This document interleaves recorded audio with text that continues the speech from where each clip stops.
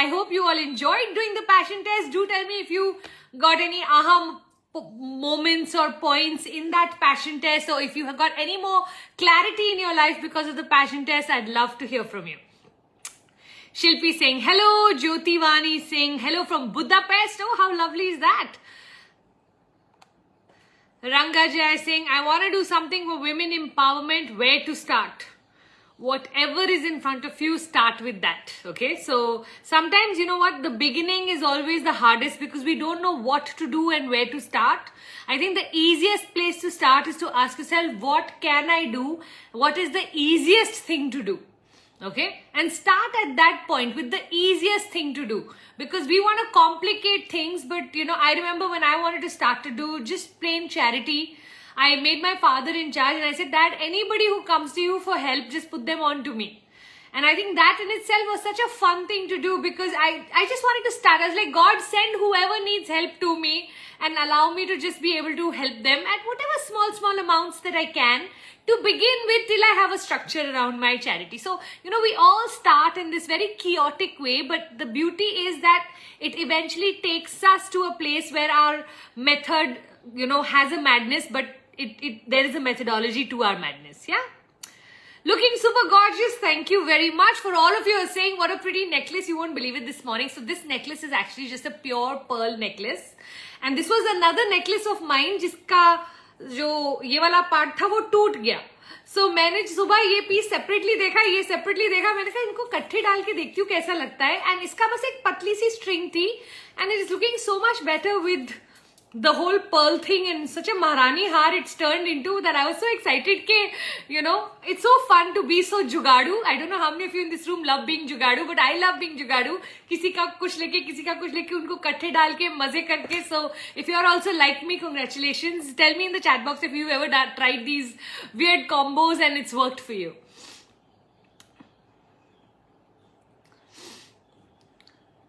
Sparkling Soul Heals is asking, ma'am, how to deal with a toxic mother-in-law who just keeps trying to find faults in me and makes complaints to my husband. You know, I feel like till the time we keep on labeling and keep on thinking this way, all of the relationships work with a lot of difficulty with us. Okay, so we have to first change our inner for anyone else in our environment to change. So what I'd love for you to do is sit down with your husband and ask him that, look, I want to improve my relationship with my mother-in-law, but I just, you know, all of her negativity gets to me. Can you help me? You've grown up with her. You know how to deal with her. Can you show me how to deal with her? Now, what this will do is, this will give your husband an opportunity to guide you. And if you start to listen to him, then if she behaves better with you because of that, you have a winning situation. If she still doesn't behave better, guess who feels guilty about putting you in that situation? Him. So what will happen is he will start acting better towards you, because he can see that even after you are putting your best foot forward, your mom-in-law is not behaving the way she should, or ideally she should be behaving, right? So when that happens, one of the most beautiful thing that happens is the man starts to compensate. And remember, it's your relationship with your man that is the most important. All in-laws are bonus relationships. If you get good in-laws, good for you. And if you don't get, then guess what? 90% people don't get, so it's okay. It's like winning a lottery. You know, even if you buy a lottery ticket every day, it's not necessary you'll win a lottery in your life, correct? The same way, treat in-law relationship as bonus relationships. And the beauty is, when you start to treat them as bonus relationships, you don't give them the importance that, you know, that becomes too heavy for you then. So you treat them lighter. Guess who's the most important person in your life? Your spouse. Okay? Take guidance from your spouse. He knows his parents. He knows his mother. He'll be able to guide you and help you. And you know what the beauty is? Once he knows you are on his side, the kind of influence you can have on him is far greater than the one currently his mother is enjoying on him, because he's feeling you are treating them as verses. Okay? So even if she is speaking to him, when he starts to take responsibility for your behavior, when he will speak to her, guess whose side he's going to take? yours. Okay, so he will start to say things like, you know what, I'll speak to her, let me see what I can do. And even if he makes you adjust, you compromise, you do things that you don't ideally want to do, but you land up doing them, you will start to see his entire his attitude towards you changing completely. So I think more than your mother-in-law being toxic, you have to start to see the larger picture. What is it that I want from this scenario? Because you know what? You don't have any personal benefit of your mother-in-law falling in love with you unless it's your spouse that you need to actually have on your side. Once you realize who's the most important person, then you'll realize, you know, I remember at one point telling Puneet that whatever mama says, you say yes and come back. We are one. Okay, we'll deal with whatever she's saying. Don't make me the outsider because we are the ones sharing the bedroom. Okay, and I remember it became so easy for him. He said, Pooja, the best gift you could have given me is this, because now I'm never scared that, you know, she'll ask us something and then you'll be like, but why do we have to do this? Or why do we have to go for that wedding? Or why do we have to travel like that? Or why do we have to... And you know, it all smoothened out. And I mean, of course, over the years, my mom-in-law and I landed up having one of the most beautiful relationships. And today, the kind of respect I carry for that lady is just mind-blowing. I think I've also evolved. She's also evolved. We are now at a level where we can really appreciate each other. But in the beginning, it's always hard. You come from a different family with a different value system. She's from a different family with a different value system. She has her own setup that she's very used to. You have come into a new setup where you can see the flaws or you can see what's not working for you. I think we have to give each other so much more than, you know, just labeling. Because the minute you label someone, no, what happens is we have what we call the confirmation bias. The minute you call her toxic, guess what?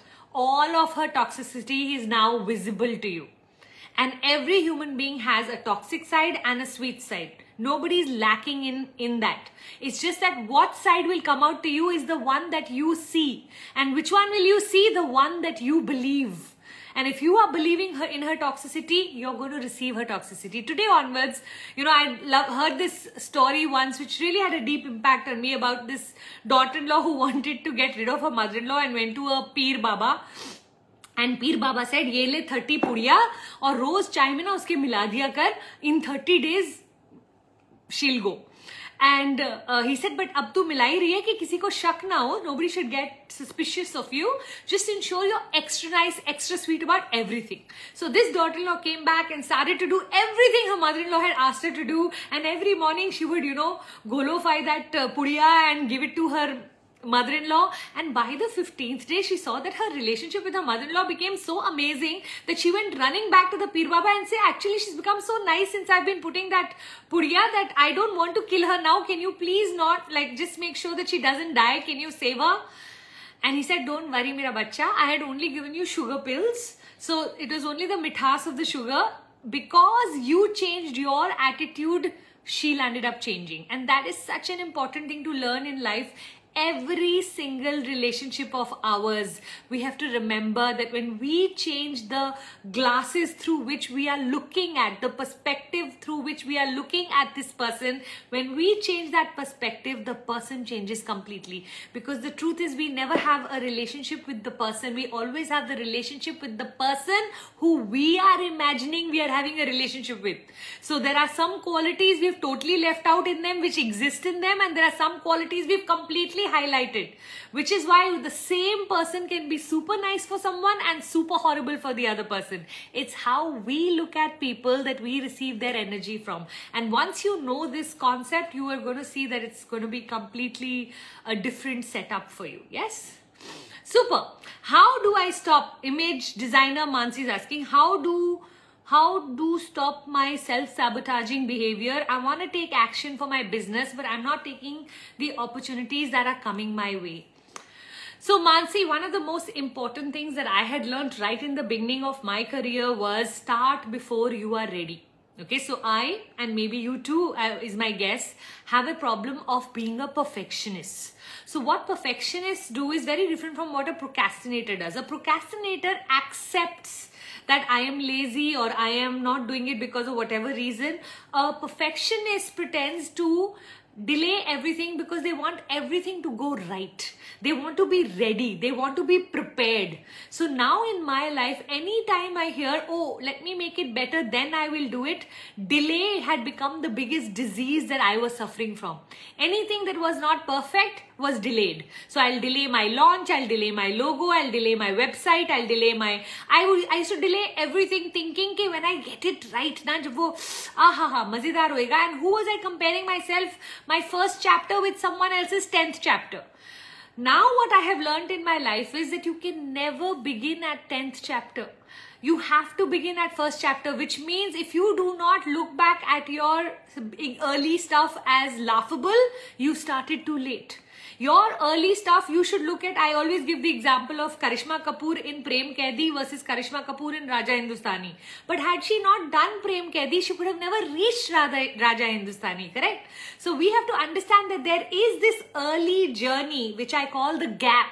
Okay, that we have to cross over, and the gap is the embarrassing period of your business. That when you begin, people will say, "इतनी भी कोई अच्छी नहीं है, मैंने उसका cake खा के देखा है, ठीक है." I mean, I went for her talk and जैसे सारे motivational speakers बात करते हैं, वो वैसे कुछ समझाने की कोशिश करी थी, okay था. And it's totally okay that in the beginning, do not do it for appreciation, admiration or praise. Do it for practice, practice, practice. And can I tell you, a time will come where your practice will become so amazing that suddenly the same people will say, मैंने तेको शुरू में देखा तो इतनी अच्छी तो नहीं थी, but अब तो तू world class हो गई है. Those comments will start to come, and at that point take a lot of pride. Some of us take offense कि हाँ मैं शुरू में अच्छी नहीं थी क्या? That's not the point. The point is that if somebody is telling you you're better now than you are before, then you should know you are on the path of progress. And I think everyone till the last day of their life should be on their path of progress. At no point in your journey should you feel like, oh, now I know this, I have arrived.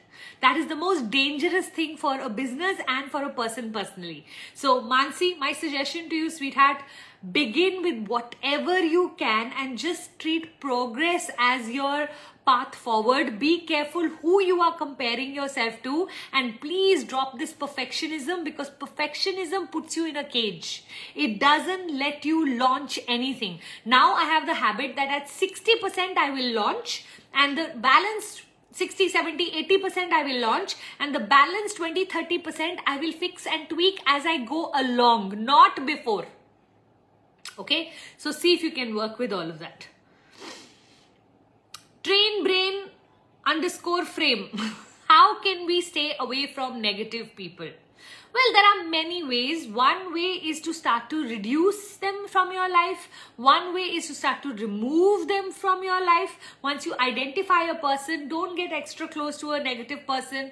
Removing them, reducing them. You can energetically shut down towards them, which means they could be in your environment, and yet you could energetically, one of the things I do in my sessions is make people practice the water fountain. Water fountain is blink, put your water fountain up. Blink, put your water fountain down. Blink, put your water fountain up. Just imagine an imaginary water fountain around yourself so that you feel protected even though you have negative, toxic people around you. So if anything like that is there, don't worry at all. Such people can completely be handled. And if you want, the easiest way to handle these people is just become so positive in your energy that these people can't touch you. So remember, vibrations have different frequencies. Okay, so like a radio frequency, vibrations have different frequencies. Negative people operate at a low frequency. Their frequency can't reach you if you are protected with your own vibration, which is why they say 3, 4, 5 can't hang out with 8, 9, 10. We will normally hang out with people who are similar to us in our vibration, and the higher you keep going, the lesser the people, but the better the people. Okay, so see how you can use all of this information to start to reduce or remove the negative people of your life. You just need to be a little more conscientious. Yes. When is Love Bubble coming for all of us to attend, Puja? Now, if you are interested in the live event, I would love for you to send me a message that you'd love to come to Chennai on the 27th and 28th of April. And I will start to create a waiting list. We already have a lot of people applying. So I'm not promising you that I'll be able to give you a seat in the Love Bubble the current love bubble that is coming on April 27th and 28th, but we will start a waiting list, which means on my link tree, on my link in bio, I'm going to add a registration form, and you can start to fill that up, and whenever we open up the seats, you will be the first people to be informed. Can I do that? Is that okay? So that is the live love bubble. I may, and I'm just only saying may just because of the number of requests we are getting from people, especially who live abroad or live far away, that I may land up doing the love bubble online. Now, the online love bubble, whenever I do, I will be able to accommodate everybody because Zoom doesn't have limitations like the way a hotel room has, right? So just remain open to the information. I will reach out to all of you as and when you know, I have more information around who it is that we are enrolling for the first love bubble, because remember, I have over 5,000 ladies in my goddess verse and sister verse, while only 500 people can be fit into this room. So currently I'm just going to take the current batches of CC, GBD, SS, the courses that are going on currently. So in case it gets delayed, don't worry. By August, I will be able to accommodate a lot more of you. Yeah. So just gave you the explanation of what's happening currently in the love lab and the love bubble. Okay.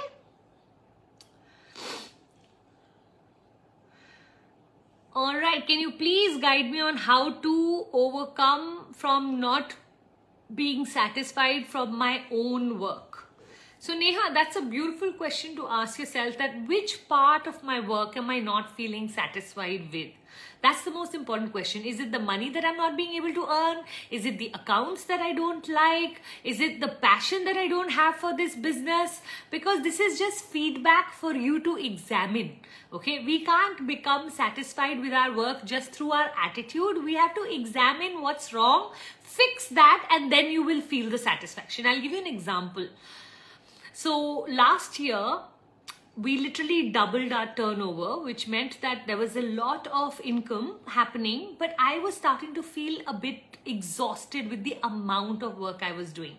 And I kept telling myself, but I don't need so much money. What am I going to do with this money? And I realized that I was starting to have a negative relationship with the money that I was earning, thinking that this money, the price that I'm having to pay for the money that's coming in is my own mental health. That was my connection. And then something happened, and I was speaking to Puneet, and he said, Puja, I am more than money excited about your potential, the potential that you have of what you are doing in this world and the people that you are serving.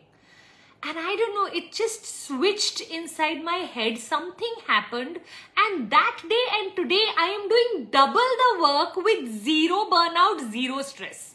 I'm just so excited about having to serve that the whole money conversation has become like money is the byproduct or the bonus that I'm getting. What I'm really excited about is how many people can I help? How many courses can I create with this personality? How many, what are the various different platforms or ways that I can reach people? How big can I build my sisterverse? All of these are my thoughts now, and I can tell you, I was just telling Puneet that from the time 2024 has started, work has just started to feel easy. That's the word I've been using. It's so easy. I'm just in the flow. I feel so aligned. Just this little switch. So I'm going to say the same thing to you, Neha. Sometimes all we need is a new way. So you need to ask yourself, what in your work is stressing you? And if you can develop a new story around whatever it is that's stressing you, suddenly you will feel like the same thing. Nothing in my environment changed but my mindset. But just with my mindset changing, my enthusiasm and my energy has shifted 100% around. So I know now that that's possible, so I just want to gift you the possibility of having a new story that can get you so excited about your work, yeah?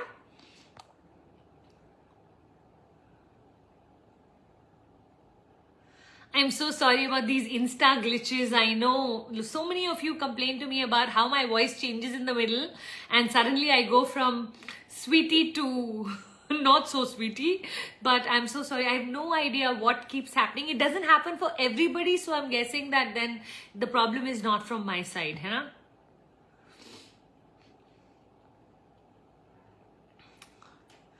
Kotabagir.Rani. Hi Pooja, how can empath become a life coach? I think an empath can most naturally become a life coach because you anyway have that sensitivity.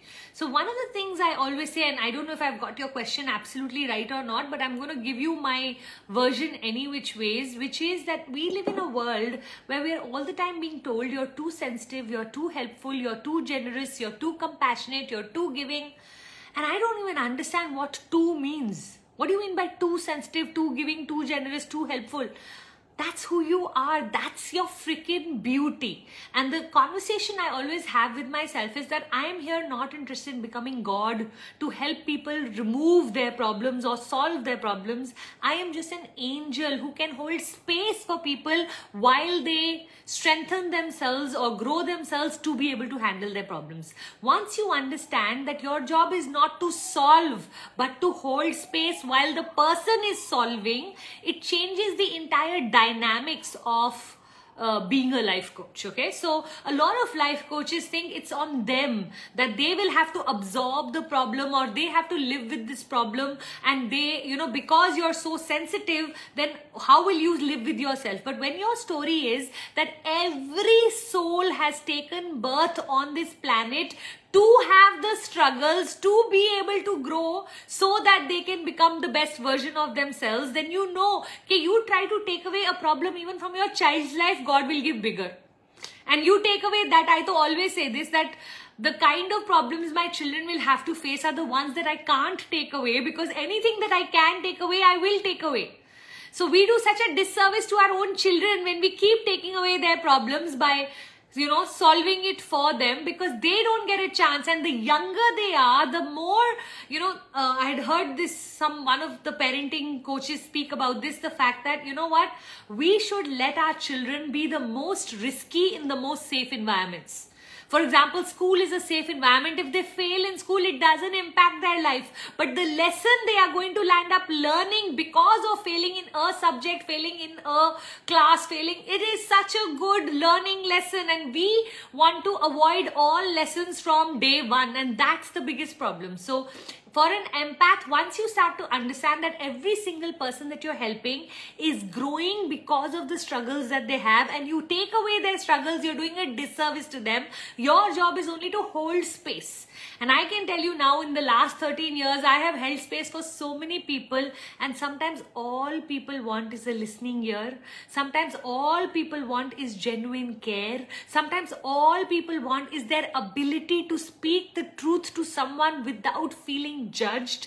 And these are the best qualities of an empath that then convert into life coaching. So for me, actually, an empath and a life coach are very much one rather than two separate beings, because an empath can become an excellent life coach because they understand the pain of the person of what they are going through, but they don't have to get deeply connected, because now they have a more evolved understanding that, you know what, I take away this problem, God will put a new problem, because till this person will not go through the pain. There is no bypassing pain in life. You bypass the pain, God first starts with a pinch, then he gives you a slap, then he gives you a bomb, then he gives you a volcanic, then he gives you tsunami. He has to keep on increasing the intensity of your pain if you do not learn the lesson at the time that he's trying to give it to you. Okay, so once you make this connection and you understand this, I'm telling you, helping people becomes so pleasureful, because every time somebody writes to me, Pooja, you know what, just you hearing me out today changed this journey for me, or this one sentence helped me so much, or you're just holding space in the class for me today, you know, transformed my life. Every night I make it a point to read every sweet message that I get on Instagram or on my phone or in any form, just to keep thanking God to keep this coming, because I never ever want to take for granted the gift God has given me of being able to help people. And can I tell you something? It's the empaths in the world who still have that human touch or that ability to connect to someone's pain that is what makes us us, right? That's what makes you special. So don't think of it as a weakness. Start to treat it like your strength. And now don't know if I really got your empath definition right. I have just answered something, and see if what you asked me, if this is the right answer for that. Yeah.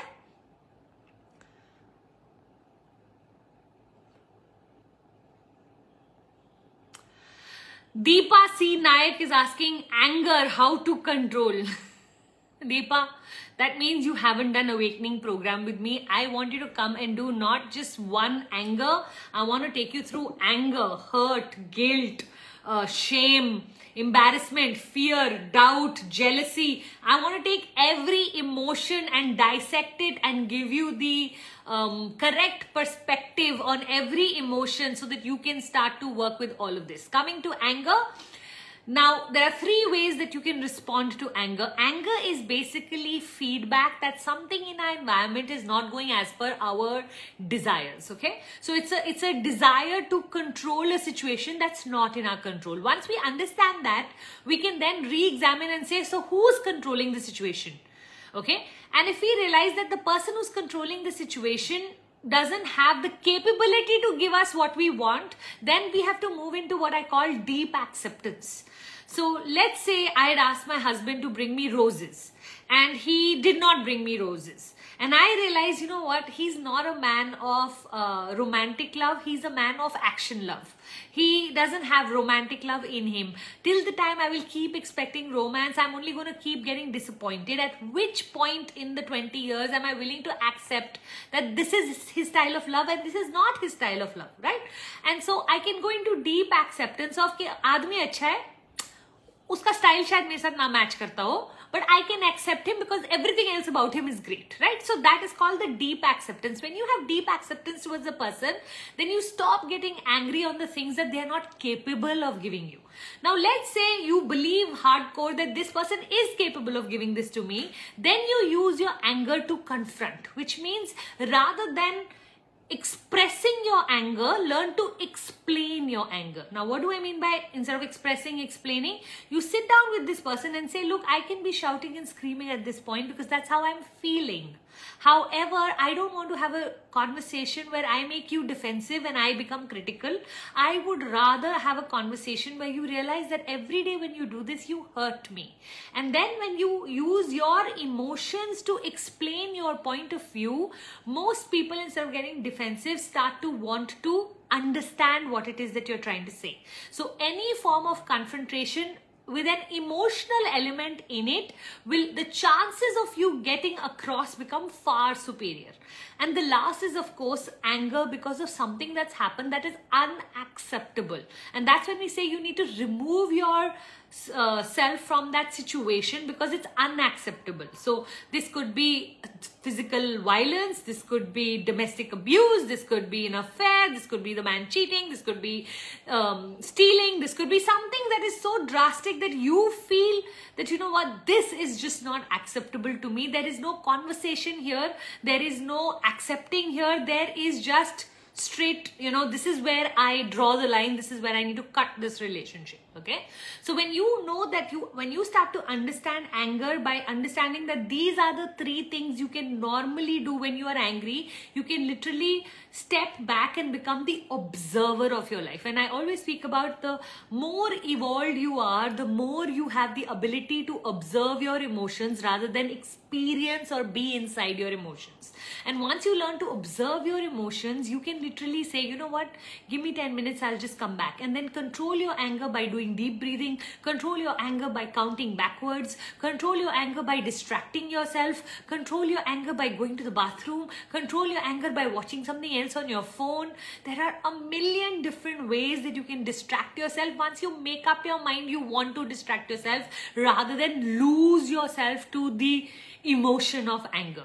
I think a lot of us, what we'll end up doing is who we are angry with, we are not able to express to. So who we can remove our anger on, we tend to leak on. For example, our children, our staff, our spouse gets the worst of us because the people that we're actually angry with, unke samne to muh nahi kholne ke courage hamare paas kabhi kabhi. So whenever in life you are feeling so angry, firstly ask yourself, who is it I'm actually angry with and who is it I'm removing on?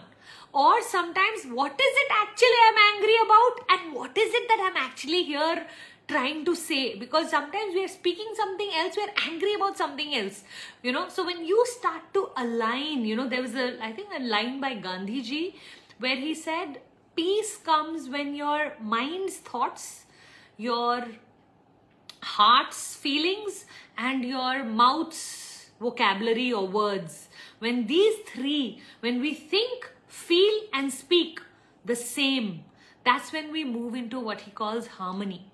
And I think learning to live with the harmony of bringing these three in alignment really help us how to manage our anger.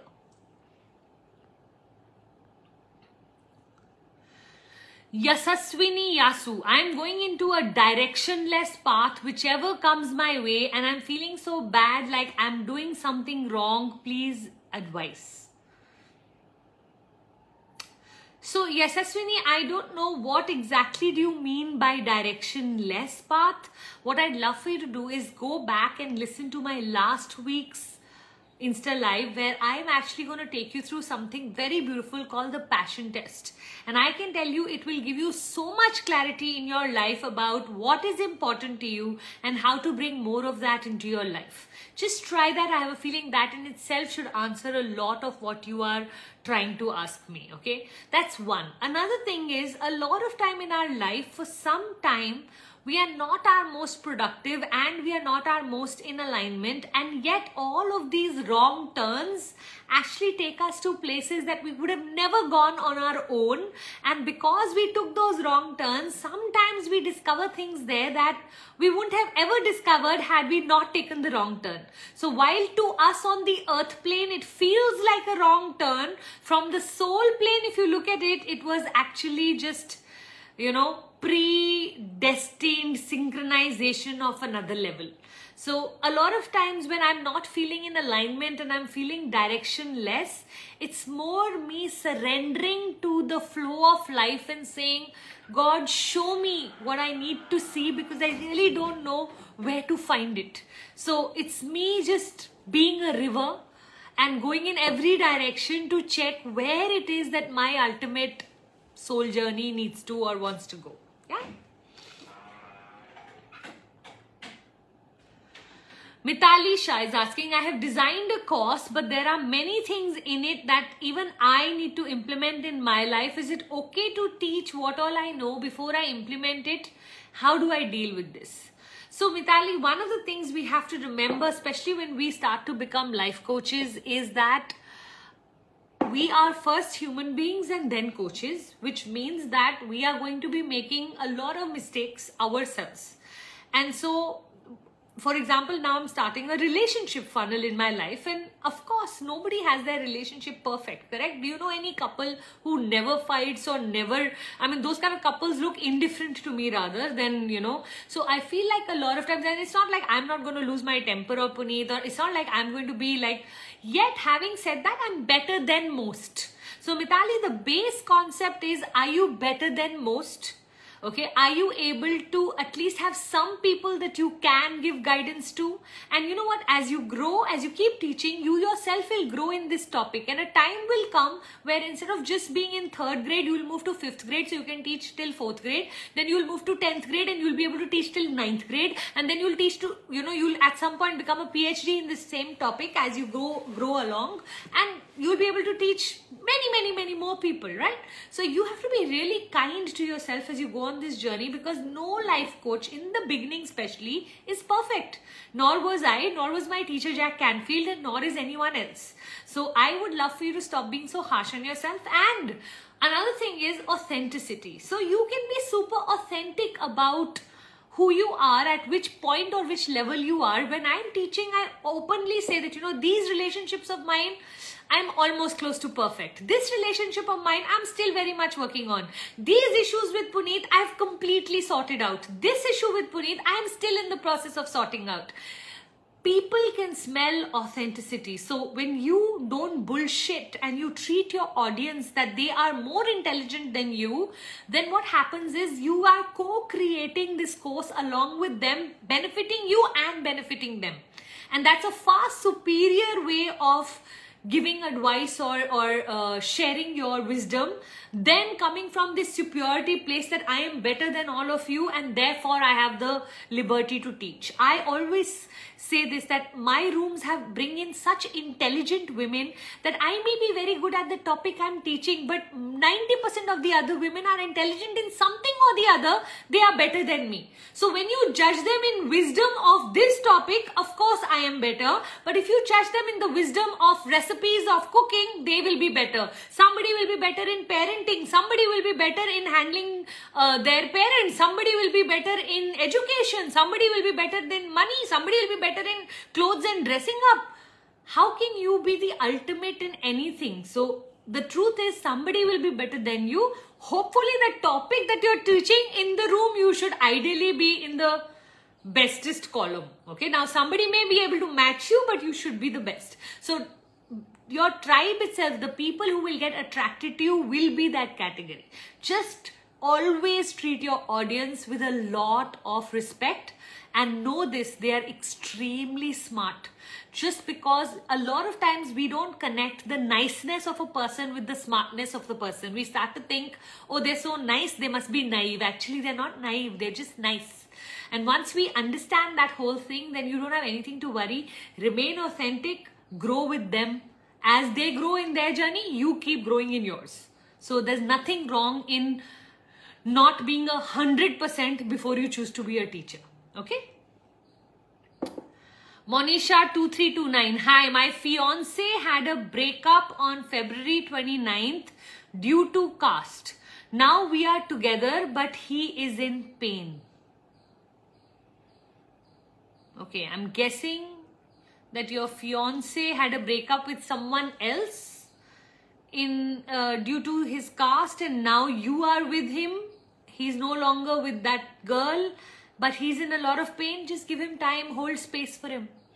Okay, so it's very important in life to hold space for people, you know, especially when the reason is not them and it is some cultural conditioning or some cultural issue which happens often in India. My husband had a broken engagement when I got engaged with him, and he was in a lot of pain and he went through a massive heartbreak. And you know what happened? Because of that, I received a very vulnerable and a very beautiful man, and I could see the fact that he was in pain made me only admire how genuine a human being he was. That if he could love her with so much depth, how much he will love me the day he does start to love me. So I'm going to make the same suggestion to you, that just hold space for him. Just be there for him as he heals from whatever it is that he's going through. And trust me, the more beautifully you hold space for him, the more love, all of that love will shift from her to you at some point if you do it right. Yeah. So Uma Rajan is asking, hi Pooja, what is the difference between a trainer and a coach? You know what, Uma, I get so many of these questions where people will say, what is the difference between trainer, facilitator, counselor, coach, therapist? I don't know. I don't know if I know the answer to this question, because they all feel like definitions of some kind. My basic definition in my head is that the coach works with the person rather than a counselor works with the problem, versus a facilitator is the person who holds space while he makes you do things, and a trainer is in a topic getting you to become smart in that topic. Now, I don't know if this is true or not, but this is my guesswork. Trainer trains in a topic. Facilitator holds space and supervises you in the topic. Counselor is the person who handles the problem. Coach is the person who helps the person to handle the problem. So he works with the person rather than the problem. And a therapist is someone who actually listens to you talk as you go through the conversations of your head in an open, safe space. You yourself start to dissect and evolve from there. So see if any of these make sense. These are not definitions by the dictionary. These are my made up definitions just because so many people ask me this question. So I've come up with an answer. I don't know if I'm right as far as English is concerned. This is just my version. Okay.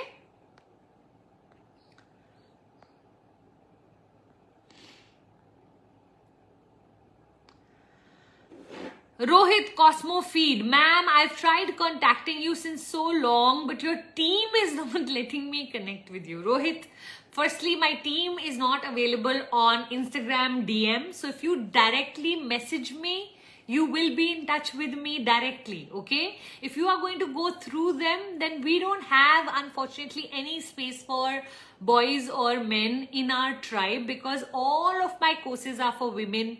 So therefore, the reason that they haven't made us connect is because I don't have anything to offer you.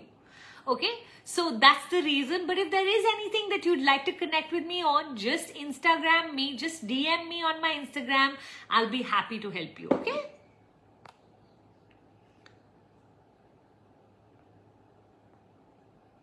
Shilpa Sai, why is it that husband's professional life and work and problems are more important than that of us wives?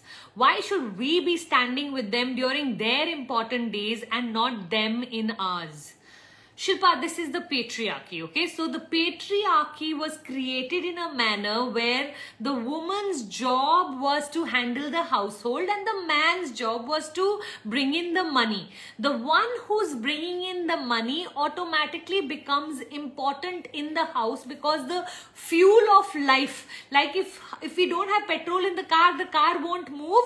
The same way, if we don't have money, our life won't move ahead, correct? So therefore, money is important, and the one bringing in the money becomes important, right?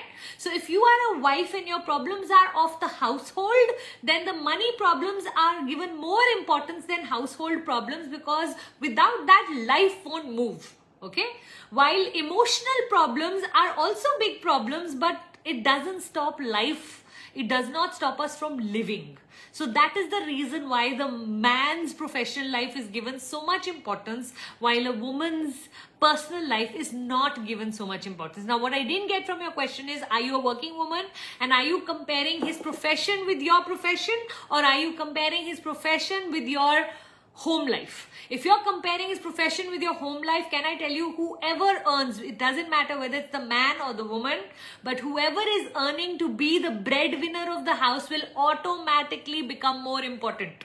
It is bound to happen. It's the law of nature. It has nothing to do with any one person or any one gender. It's got everything to do with who is the breadwinner of the family. So therefore, you have to start to understand that while emotional issues are important, money issues come above emotional issues when it comes to being the breadwinner of the family, because that is a must for going forward. Between hunger and moods, hunger will be given priority over moods, because hunger is a survival need while moods is a luxurious need, okay? So once you can understand those differences, then you will know. Now, of course, if you are a working woman and you are equally earning money and yet you are not getting any importance and he's getting all of the importance, that's because the world was built for the man. The masculine energy is the creator of the society, of the economics, of the household, of the patriarchy. So therefore, he's given himself preference. It is a 10-year bridge that we are going to be on for the next 10 years or the next decade. I call it the decade of the woman, where we are all going to rise now and things are going to start to change drastically. And I have a feeling 10 years from now, most of us women are going to be single if we are not with the right man, because we no longer need to compromise, adjust and tolerate a man who is not of any use to us. We don't need them anymore. We want them. And want is a desire where they have to come in to meet our needs and desires and not be there just because earlier on a woman was financially dependent or she needed to be protected. So to be protected and provided for was the earlier formula for a man and woman to be together. Today, we neither want to be protected nor do we need to be provided for. The only reason we would want a man is to make our life better, more joyful, more happy. And if he's not contributing to that, rather there is a whole study now that is showing that single women and married men are the happiest people in society. Single women for the freedom that they have, and the married man for the support that he gets from his woman. So very clearly it is going to start to show up in the world that women are going to start to choose to be single, because they are not going to understand, why should I compromise and be with a person who's going to reduce my happiness? If he can't increase it, I don't want him. Okay, so we have to start to understand how and where society is moving. And of course it's unfair. There's no doubt about it that it's unfair, and it is job of us women, empowered women in the world right now, to move forward in a manner where we start to train the men around us to be better men. Okay, so fortunately for me, Puneet's mother was again someone who has only always taught her sons to be there for their daughter-in-laws, and she has 3 of them and manages them so wonderfully. I myself keep training my boys in being good, good to women, and why they need to be with women, and what it's going to take now to be with a woman. It's not going to be just because you're a guy. That's not going to be good enough anymore. So I think you have to really start to ask yourself, where in this whole thing do you fit in? Why is he getting priority? What is it that you can do to prioritize yourself in the beginning? Do you value yourself enough? Because one of the reasons why I keep telling women to come and join my awakening course is because we have thousands of years of injustice ka DNA sitting inside of us. One of the reasons why we women are discussing so much of anger in my chat box, if you see, every 5th question is, Puja, can you help me handle my anger? Can you help me handle my anger? We have anger in our DNA. They say when you take a rat and they did an experiment where they made him smell cherry blossom. And every time he smelled cherry blossom, they would give him a shock. So the rat got conditioned in his DNA to know that cherry blossom se dur rehna hai. Okay. Now they noticed that 6 generations of that rat was scared of the cherry blossom. That means it passed on as memorable information from one rat to the child, to the child, to the child. We've had at least 500 to 700 years of injustice done to us. Can you imagine the kind of anger we are carrying in our DNA regarding especially men in the world? We as women are on a daily basis operating in a world where we don't feel safe. We don't feel like the world was built for women. So many things at so many levels is not fair. So when all of that is our case scenario, then we have to start to, instead of getting bitter, we need to get better. Okay, and that's very, very important. As we keep getting better, all of this trauma that we are carrying in our DNA will start to heal and release. And the more healed we get, guess what? Our daughters and daughter-in-laws will not go through what we went through. I don't know where I've gone off with this answer, but as you can clearly see that for every time a woman will ask me why the injustice, this is the injustice and this is the problem currently. But we all are on that bridge where it's only a matter of the next 10 years and you will start to see us rising in a way that's going to be mind-blowing amazing. Vijay Shavshanavam. Which course I should join to be motivational speaker or life coach? Please join my course. It's happening on the 6th and 7th of April on Zoom live full day. I will be going from 9 to 6, 9 to 6, 2 full days. If it excites you, I'd love to help you. The course is called Coaching Mastery and you can get the phone number of Gunjan in the comments below after I post this video, and she will be able to guide you and help you on how to join my Coaching Mastery program. Okay, I would love to help you be a life coach. 2025 is going to be the year of life coaches. Suddenly, like how 10 years ago we had a gym sprouting in every colony because suddenly people became super and hyper aware that we have to do at least 1 hour of some sort of health workout or movement or body importance for it to serve us for 23 hours. So you give it 1 hour, it serves us for 23 hours. The mind is once a week. You give the mindset 1 hour a week with a life coach, with a teacher, with a mentor, with someone who can guide you, you can cross 1 full week without any mental issues. And like that, so 1 hour a day for body, 1 hour a week for mental health is a fabulous formula. And I have a feeling that the demand for life coaches in 2025 in India especially is going to go so high that if you are anybody in this room who's planning to become any sort of coach, this is your year to sign up. Suddenly next year, you are going to see a lot of traffic. You know how suddenly a time came when there were more engineers than we could employ. There were more MBA people than we could employ. So what happened? The quality and the, the demand for engineers and MBA students didn't remain like the way it used to be earlier, correct? Same is with life coaching. Right now, it's going upwards, the demand. Another 2, 3, 5 years, by 2030, this is going to be an industry where if you are already a life coach, you'll have a huge advantage. But to get into this industry by 2030, too late. Unless you're a superstar, it will get too late. Right now is the perfect timing. It's yet to peak. So to anyone here who's listening, they're calling it $1 billion a day industry by 2025. $1 billion a day. And I really hope if you're listening to me, you get a piece of that $1 billion pie. Okay?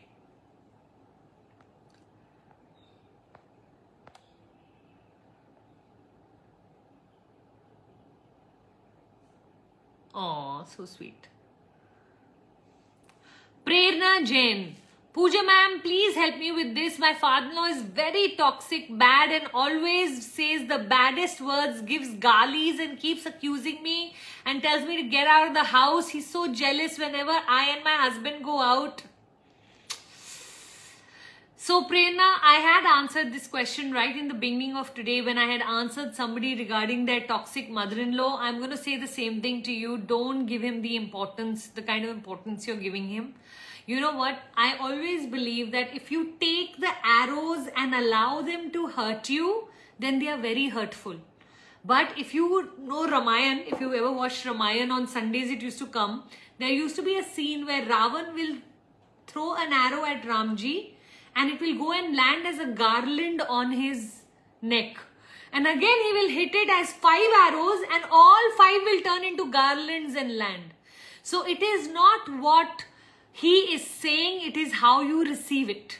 Okay, it is what you say to yourself after he gives you the galis. So if you start to go, oh my God, he called me dash and he called my parents dash and he doesn't know how to speak and how horrible is he, then you're going to remain affected and he's going to always have power and control over you. You have literally wrapped up your remote control and gifted it to him and said, you will decide every day what mood I am going to be in by your behavior. Too much power in the hands of the wrong person. Okay? Now, instead, what can you do? You can go, you know what? Whatever he says, he's an old man. Okay, he does not know how to speak. He doesn't have the culture, nor the etiquette, nor the education, nor the experience, nor the resources, nor the guidance. Okay, hurt people, hurt people. He's hurting inside for whatever he was not able to achieve in his life, and now he is putting all of the blame or all of his anger onto me.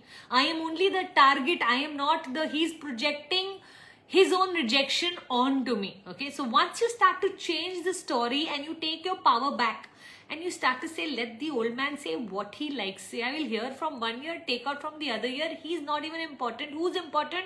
My dear husband. Why should I respect his father? For my dear husband. Now again, I want you to go back to the first question of today's Insta Live and hear the whole thing so that you can get a whole perspective on it. But it's all about making up your mind that this other person is not going to have this level of power over me. The problem is we've given too much power to other people for what? We are thinking they should change for our life to change.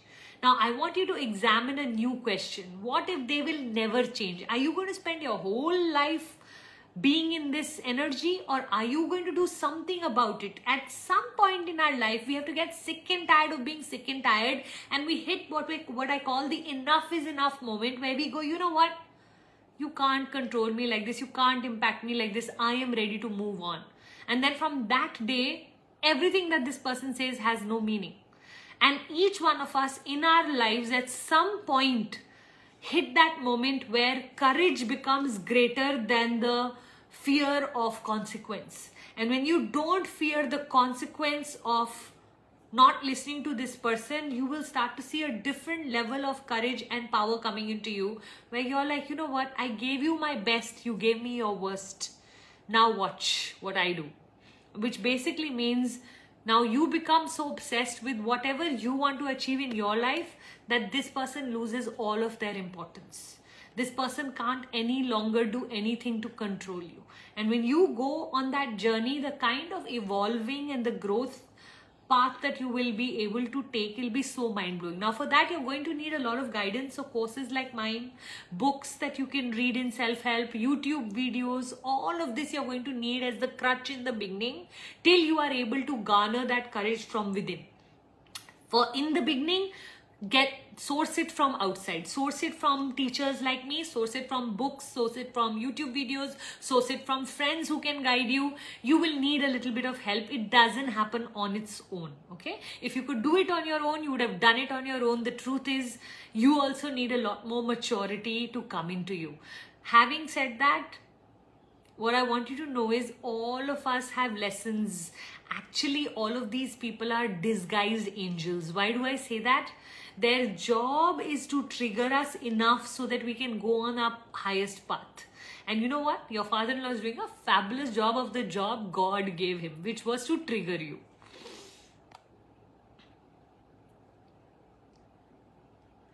Aditi Verma, hi Puja ma'am, I totally adore you and aspire to become like you. So sweet. I'm currently a dentist and a mom of 2, but I want to reach out to people just like you, but I doubt if I'll be able to make content. Aditi, I have an entire book called The Coaching Certification, which is literally like the Bible for all the coaches that study under me. I would be happy to help you with the 8-step process that I have on what I call the Life by Design methodology. Come through those 8 sessions. I will hand over all of my content to you for you to then take it forward in the world to be able to help others. If this excites you, get in touch with Gunjan. I'm going to be sharing the number below after this video once I put it up, and feel free to take help from Gunjan to get into my coaching certification and allow me to help you. God bless. Share your biggest takeaway, put it on your story, tag me, and I'll share it in mine. Okay? Loads of love to everyone. Thank you so much for coming. Tata, bye bye. Thank you. Love you. God bless.